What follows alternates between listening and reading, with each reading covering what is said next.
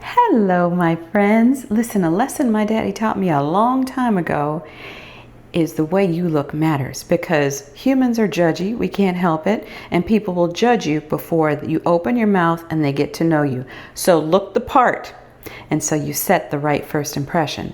And I took that advice very seriously, baby, because I'm about to show you my collection of weapons. I call my shoes and my clothes my weapons against negative judgment. Welcome to the Queen's Lair. Yes, friends, this is my closet. This is my happy place. And this is where I plan for what I'm going to wear before I step on stage, so I make the right first impression. And this outfit that you see here, this is one that I'm working on right now. Every one of the outfits in this closet has a story behind it. I could tell a story of my life through these outfits, like this one.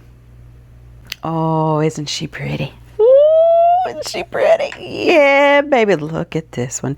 Oh, yeah, honey. I wore this on my 30th birthday. Isn't it pretty? Ooh, it's fire.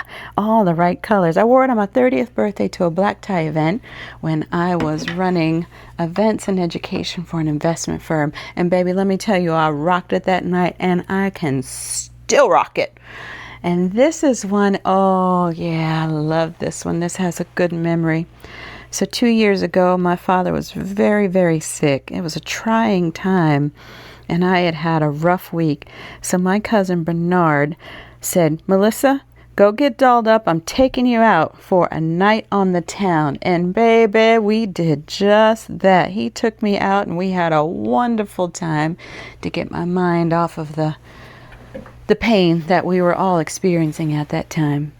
And this is one that I'm thinking about wearing. I've got a really big keynote address in Chicago, Illinois at the end of the month, and I'm getting my weapons right because I want them to form a positive, warm opinion of me before I even open my mouth. And you know what's going to go with this dress? These shoes, honey. Aren't they gorgeous? Yes, these shoes, baby. And when those lights hit these shoes, they just sparkle and shine. They're mesmerizing. I used to own a pair of shoes very similar to these, and I gave them away on a trip to New Orleans. Let me tell you about it. It was when I was running a conference in New Orleans, and there was about 3,000 people in attendance there, and I was responsible for the entire thing.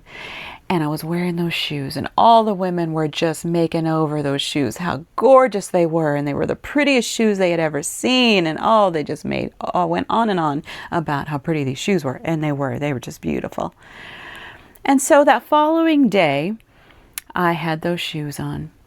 And I was standing in the hallway, and a security guard walked up to me. Now, you're probably picturing some big burly man. No, this security guard was the exact opposite. She might have been 4'10", 115 pounds wet, and she was likely in her upper 60s. She was at a time when she should have been enjoying her golden years instead of working a security job at a hotel. It was a mismatch. But anyway, she looked sad. Now, she didn't know who I was. I was just some random person standing in the hallway. And she walked up to me, and I said, "Hello, how are you?"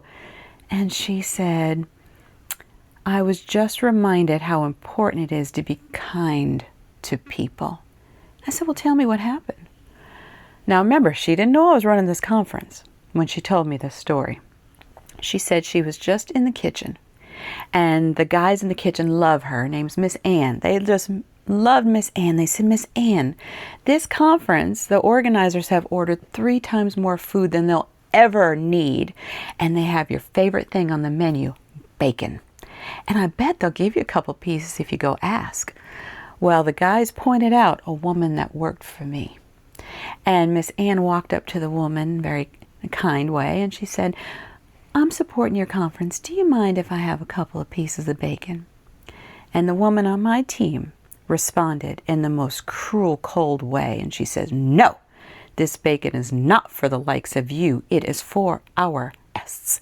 It is not for the staff. How dare you ask if you can have some of our food?" And tried to humiliate Miss Ann. And Miss Ann said, "Thank you," and just walked off. And it's right after that encounter, she walked up to me. Now, as she was telling me what happened, I knew immediately who it was on my team because this person had been mean before. For the record, I can't stand mean people. I can't stand them. I gotta love them because the Lord tells me to, but I don't like them. And so anyway, so she told me what happened, and I said, "I'm so sorry that happened to you." And she says, "No. Again, it was just a reminder to be kind to all people because you never know what they're going through." So I sat there and I chose curiosity. I really wanted to know Miss Ann's story, and come to find out, she was a mother of 3, and 2 of her children had been murdered, and 1 of them was missing.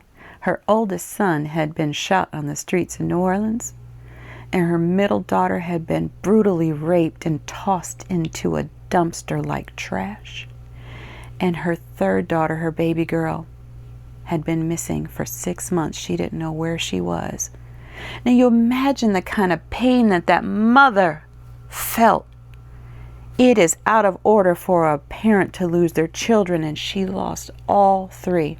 And even despite all that pain, she found a way to take a moment of cruelty and unfair treatment toward herself and flip it into a reminder to be kind to other people. And so later that day, I was so impressed with her and humiliated by the person on my team. I was so disappointed. I went upstairs to my hotel room. I packaged those shoes up in a gift bag, and I found Miss Ann, and I walked them down to her. And I said, "Miss Ann, I have a gift for you." And I handed her those shoes, those beautiful shoes. And she broke down and cried. She just cried and sobbed and held on to me. And a member of my team said, "Girl, you go in the bathroom and you try those shoes on and you walk around." And that's just what she did, and it lit her up. We have to be kind to people, friends. We have to choose to be kind to people. You never know what somebody else is going through.